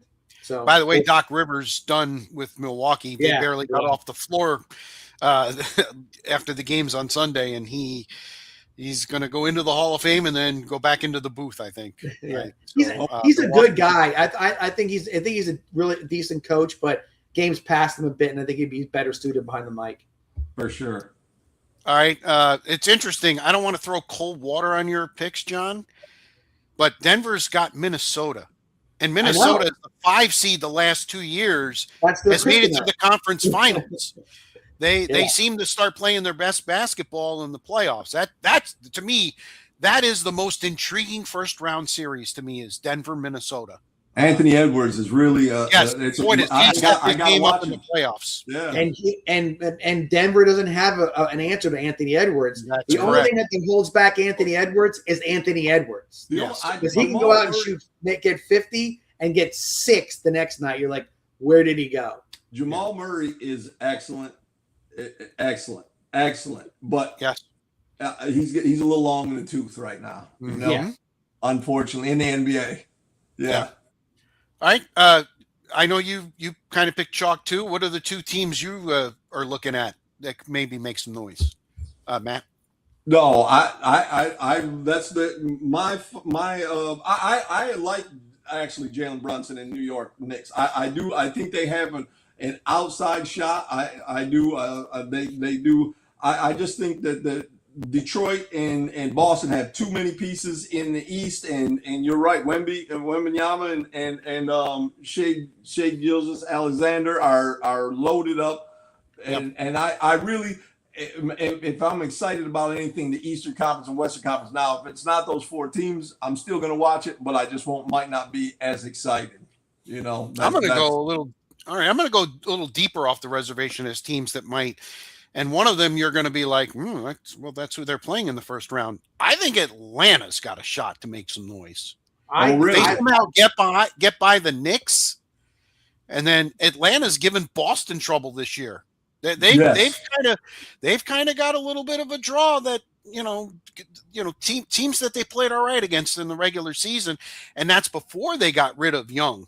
So Atlanta, and in the West. Minnesota. I kind of played my hand. I just that's a great pick though. They're that first round series to me is much watched TV, and I know it's going to be on late at night, and a couple of those games might end up on NBA TV. I don't care. I have it. I'll watch it. It's fine. It's going to be that's going to be like a good boxing match where they're going to just they're going to exchange haymakers the entire time. I think that's what's going to happen with that. But we can't, as fans, we can't go wrong with any of that, what you just said. Whether it's what I say or what you guys say, those are must-watch games right there. And I think that's why, I still love the NBA. I do. I love it. Well, I love the playoffs. I'm gonna be watching. It's gonna be kind of going back and forth. The NBA and the NHL, because the NHL playoffs to me are the thing. We'll get into the Lightning here in just a second. I just love the NHL playoffs. But if you're not a hockey fan, a lot of times, it's kind of hard to get into because a lot of the games are 3-2 and 2-1, and even though as a true hockey fan, I look at that and think, wow, that's a great matchup. A lot of people don't think there's enough scoring, so we'll have to see. Lightning ended their 3-game road losing streak, 2-1 come from behind win over the Bruins in Boston on Saturday. First ever time in the Lightning history. They've been around since 92-93. First time in history that the Lightning have swept the Bruins in a regular season. I know. Pretty incredible. I know. The Bruins had some shitty teams for a while there too. Yeah, absolutely. And they were always more physical than Lightning. Lightning are physical, but boy, the first 3 games of that road trip, they really took it on the chin. Buffalo, Ottawa, and Montreal got physical with them. So it will be interesting to see how the Lightning do in the playoffs. The Lightning are currently 3rd place in the division, but they're only 2 points behind both Montreal and Buffalo with 2 games left. They have 2 favorable games, both at home, Detroit on Monday and the Rangers on Wednesday. Buffalo is at Chicago Monday. The Blackhawks have actually played well in the second half of the year, and they host Dallas on Wednesday, and Dallas may need that game to get home ice in the playoffs. Montreal has 1 game left. They are at Philly on Tuesday, and Philly needs to win to stay in 3rd place. The great thing about, and again, I'm going to throw a little shade at the NBA. We've known the 10 teams in both conferences for a couple of weeks now. Yes. Right. We're down to the final 3 days of the regular season in hockey, and there's still 4 or 5 positions available. There's still teams that could leapfrog other teams, get the wild card. I think it's exciting. Their playoffs begin on Saturday, just like the NBA. So, I got this 8-pack right here, 8-pack of batteries for my remotes. I made sure that I got them at the store because I'm going to be wearing that thing out. No doubt. Hey, if you guys would do me a favor when you do your next show, or maybe a couple shows down the line, please incorporate how the numbers do as far as hockey and NBA postseason numbers. I would love to know that because I don't know any. I wouldn't even know where to look for that. I know where to look, and we'll definitely talk about it because it'll be interesting. Because a lot of the NBA games are on Prime, especially the entire play-in tournament. I know. And 3 of the first 4 games on Saturday are on Prime. The only one that's not is Lakers Rockets. Shocking. ABC would do that. Right. Can't believe it. And then on Sunday, there's the first 2 games are on ABC, and that's Detroit against whoever they get to play, and Boston against whoever they get to play. And then NBC's got the 1 and 2 seeds out west. They're gonna have OKC and San Antonio. So it'll be interesting. NBC getting back into it. Mike Tirico is at the top of his game right now, and a guy that I really respect. Which everybody's gonna be like, well, he got the job because of his dad, but Noah Eagle does a hell of a job. Yes, his dad, he's really good. His dad, of course, now is the voice of the Final Four and does a lot of other things for CBS. All right, a couple other things before we get to our locks of the week and who's bugging me. Major League Baseball. The Trop was the place to be over the weekend. By the way, I would like to take this opportunity. I would like to take this opportunity to thank all the Yankee fans that went to the Trop over the weekend, spent all their money on tickets, on concessions. They had 3 really good crowds of over 20,000. Thank you so much. Hope you enjoyed your ride home. All 3 games. The Rays swept the Yankees. Yes. And listen, it's early in the season. I mean, the Rays are going to struggle to be 500. I realize that. But I am going to take some time to crow. And by the way, Craig Faulkner, if he was watching those games, he was happy because 2 of the 3 games, they ended up scoring runs. The 10th inning on Saturday night, the ball didn't leave the infield, and they scored 2 runs to win the game. And yesterday, the winning run, as it turned out, because Aaron Judge homered in the 9th, the winning run was scored on a safety squeeze. And the Yankees played both of those bunts like they've never played a bunt before. They're throwing the ball home. The guy's already crossing the plate. What are you doing? Right. Did you hear the Yankee second baseman? Yeah, Jazz Chisholm. Oh my God. He didn't. I mean, he didn't know what to do with the ball. He didn't. Well, He said, if I threw it the first, would that would have been? He couldn't figure out what. He had no idea what to do with the ball. then it wasn't a force. He thought it might have been a force at second if he threw it the first quickly and block. And Aaron Boone, let's face it, he fell on the sword. He said, hey, he was just, he knows the rules, blah, blah, blah. But he went public with it. So I don't think he does know the rules. And this has been a problem. And this is a problem with the Yankees the last couple of years. And a lot of people, I have a lot of friends. Listen, I'm from New York. I have a lot of friends that are Yankee fans. They want Boone gone, and they wanted him gone 2 years ago. Yes, absolutely. And this, and everybody's like, well, the Yankees run differential. I know they're 8-7, but they've got the biggest run differential in baseball. Well, guess what? In the playoffs, you play a bunch of one-run games, and the Yankees have lost 6 out of 7 so far to start the year, including 3 to the Rays, who don't have a damn bullpen. Yeah, you're absolutely right. So going back to the rules thing, Rich, we talk about this all the time at the younger levels, at high school levels. Kids don't know the rules anymore. Yeah. They spend 12 hours a day in the batting cage or all day in the weight room, and they don't pay attention to rules about what you can't do, onside kicks or anything. They don't get it. And it's not surprising that a guy could get to the major leagues and not know the rule and or at least not be, because in baseball, okay, so I'm going to assume we all played Little League baseball growing up. Dad's League. Yes. I didn't make Little League. Sorry. Okay, well, here's the deal. That's what you did, right? But whatever position you played on defense, you knew what you were thinking. Where do I go if the ball comes to me? What happens? Whatever it may be. And even in the game, like if the catcher or whatever, hey, we got 2 outs. You're telling me what the situation is. So there's been ample time, in I would think in the context of the game to know rules. Now this is not everybody. Don't get me wrong, but there's a lot of times where you're sitting there going like, he don't know the rule. They don't know what to do here. They don't know it, and that's a lot to do with the specialization of sports. You're not a sports fan. You're an athlete, and your athleticism is what getting you there. Knowing the game is just sort of like, it's not really that important, and the nuances can kind of fall through the cracks sometimes. For sure. And they did on Saturday and Sunday with the Yankees, who have now lost 5 in a row after an 8-2 start. Dodgers are just being the Dodgers. They lost yesterday, so they're 11-4. I mean, their over/under in wins was like 102.5. I mean, it's stupid number. And yet they're off to the start. Padres and Braves are 10-6, and the Pirates are 9-6. What do all those teams have in common? They're all playing in the National League. The National League is currently kicking the rear ends of the American League in interleague play so far. The best teams in the American League are both 9-7, and it's Cleveland, who was expected to be there, and Minnesota, who was not.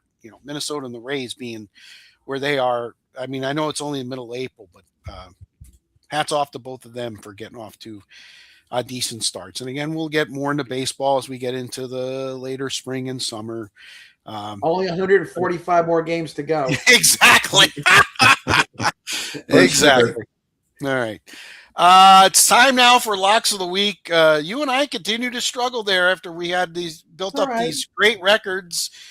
You picked Scotty to win. What was your other one? What was your other? I picked Michigan to win the national championship. Okay, you should have reversed them then.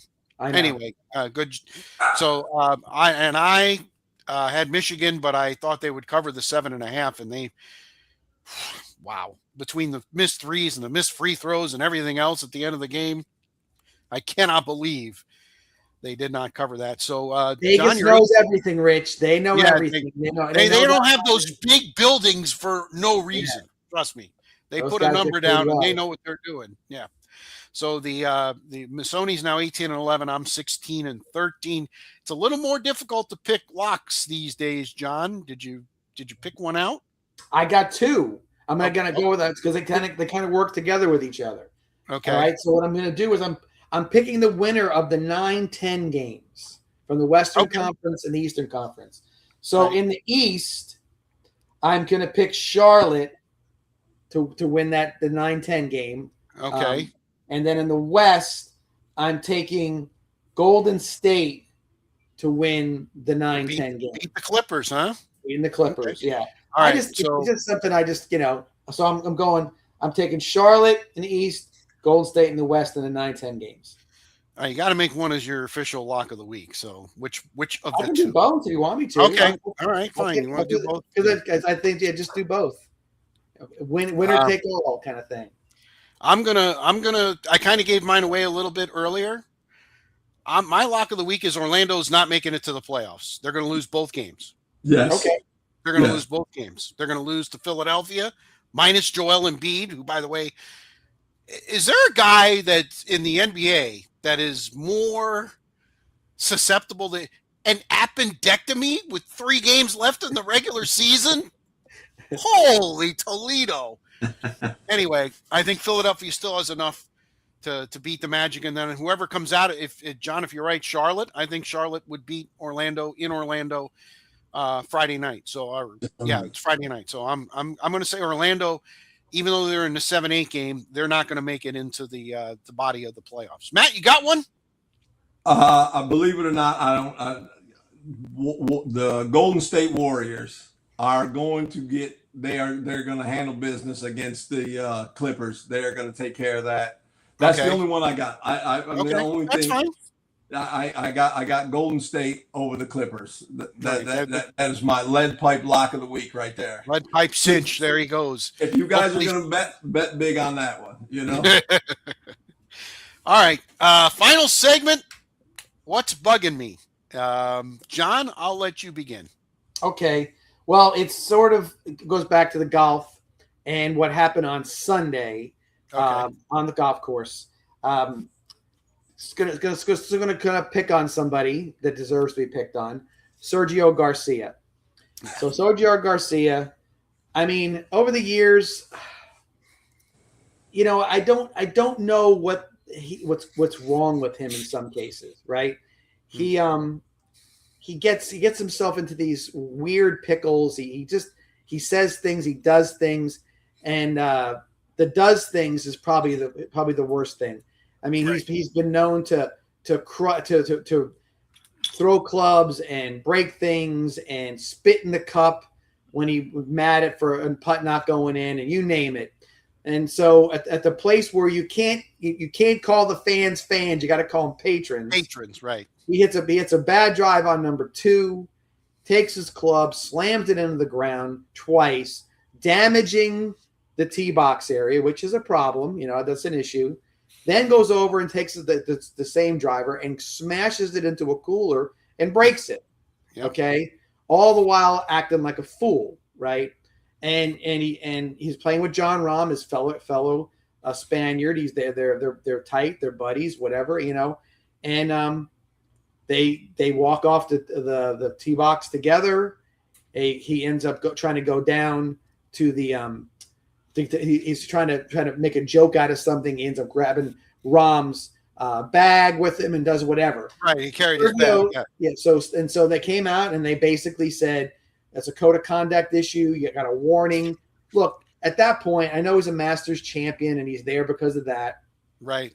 But the guy of the last couple of years has made himself just he needs to go away. He's out at live. He wears his whole live outfit wherever he goes. I think wears it to dinner or whatever he does.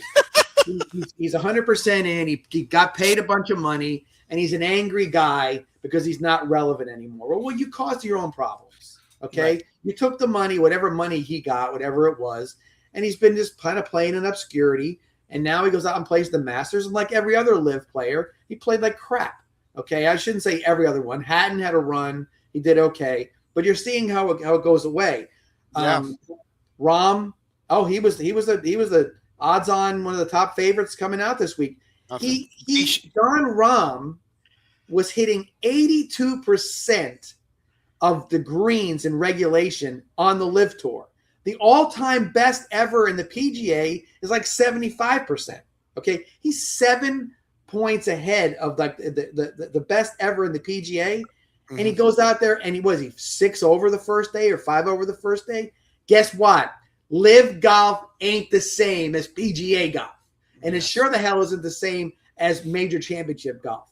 Because when you hit 82% of your greens and you're 6 over at the big, that just tells me that you're playing on the softest greens, on the easiest scenarios. It's like you're the guy at the local club and you don't pay from the tips. You play from the men's, the member tees or whatever, men's member tees. And you go out and say, "Oh, I'm ready to go. I'm good to go." And you got to play from the tips. And you don't know why you shoot a 95 and you're a 75 from the other side. That's exactly what it came down to. Me. So Sergio, you know what? Go back to Live. Go let them blast Motley Crue or whatever the hell they play on the speakers out there. Go break clubs. Go do whatever you want to do. Go wear your red and yellow Matador outfit you wear, whatever it is to play Live golf, and go do your thing, because it's not playing here anymore. And I'll tell you what, the next time you do it, if there's a next time, they should throw your ass off the golf course right there and then, because they do it at the local course. They would throw you off that golf course. So throw him out like the rest of them. It was interesting to see how tempered the Masters response was. Of course, that never saw the air in CBS. No accident there. So anyway, it's on Matt, it's all over my feeds everywhere. There's Sergio doing whatever he does, and he. I got a quick. This is quick. I have a little bone to pick with, and I think this is all of baseball, but it's definitely for this right here. The fact that they play a tournament with the 16 best high school teams in the United States. If you don't get invited to that is kind of let you know that you're not one of those teams. Okay. So once those best 16 teams go beat up on each other for 4 days, the best 2 or 3 teams that come out of that, in my opinion, are the best teams in the United States. And Orange Lutheran is in that category. Venice High School is in that category. But who isn't in that category? Tomball High School in Texas. That you were not invited to the tournament. You have never played in the tournament. Matter of fact, Texas teams don't even play outside of the state of Texas. They just play everybody in Texas. Right. So for max preps, right, correct. So for max preps and these things, to have them rated the number 1 team in the country, in my opinion, is the most absurd thing that I have ever seen. I never really paid attention because I never covered a team who was the number 1 or even the number 20th ranked team in the United States.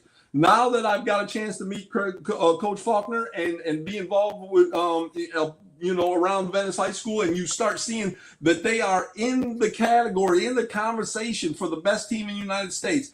And Max Preps says Tomball High School in Texas, who hasn't played anybody, is the best team in the country. I have a real problem with that. That is where I draw the line, and all of the other ones, USA Today, United States Baseball, Rivals, everyone has either Orange Lutheran or Venice as one. Orange Lutheran won the tournament, so they have a right to it. Then they went out and lost 2 games in a row. One of them was St. John's. Yes, they did. And so, but one of them was St. John's Bosco, which is another power.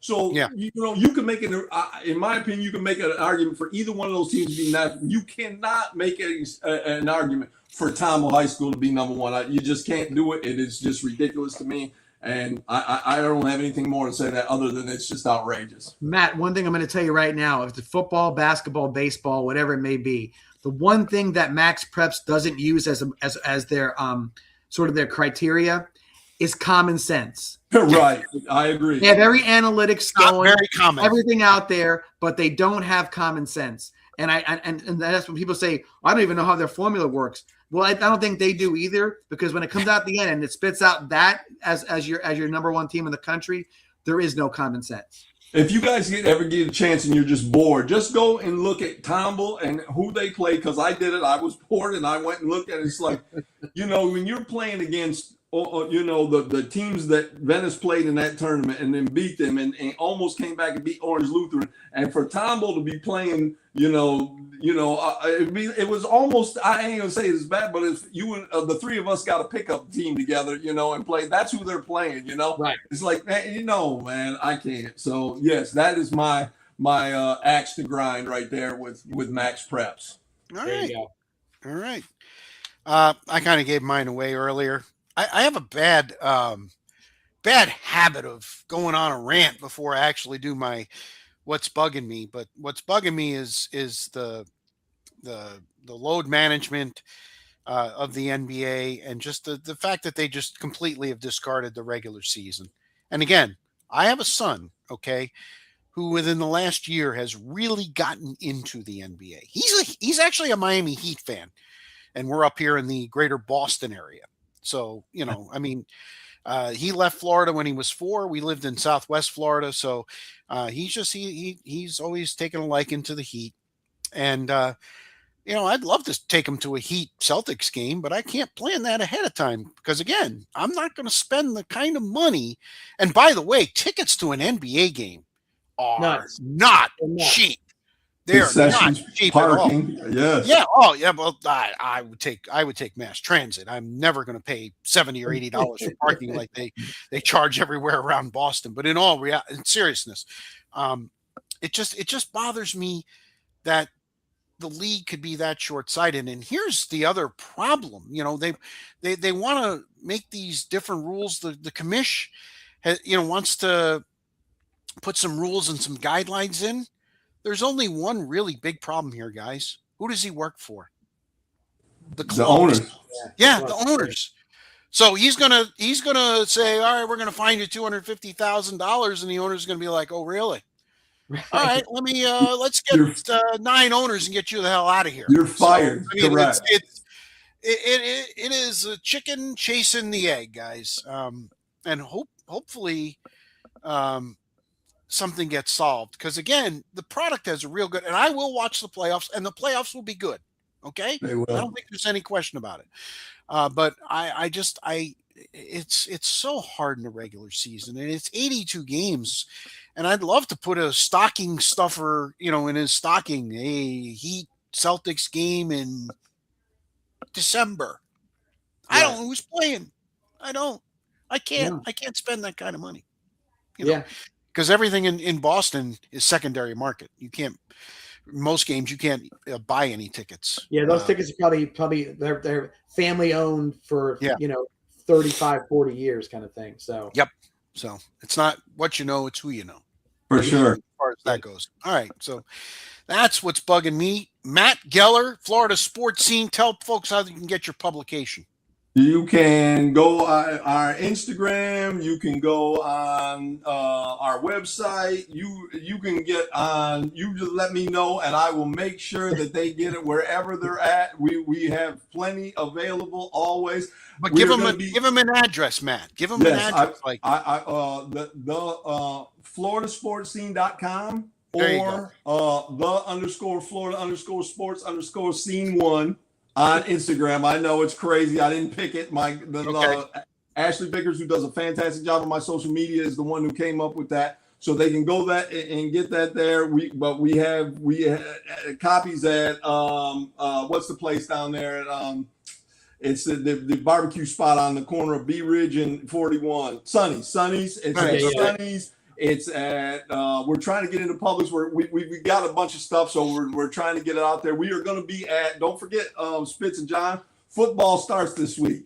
Wednesday, Venice starts practicing. We have a big. Oh wow, they're starting this early, way before May 1st. Wednesday's football practice. Wow.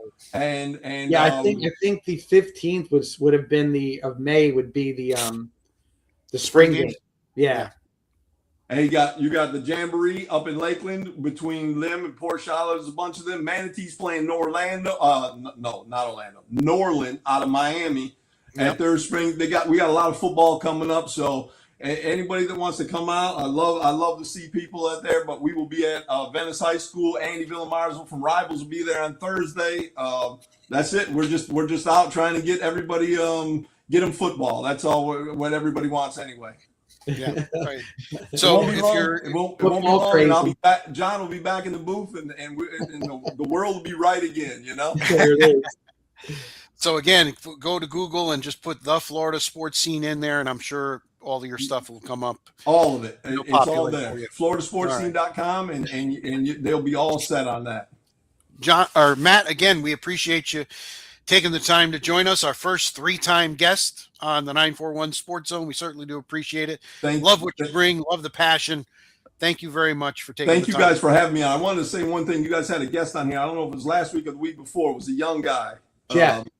Did a fantastic job. Yes. So you guys, the way that you guys blend it all together, and then he just comes in and just super smooth the way he did it. I think you guys have a fantastic gig here. I love it. I love the show. I love when you have extra, special guests on like that. So people are watching. That's for sure. I am. I know that.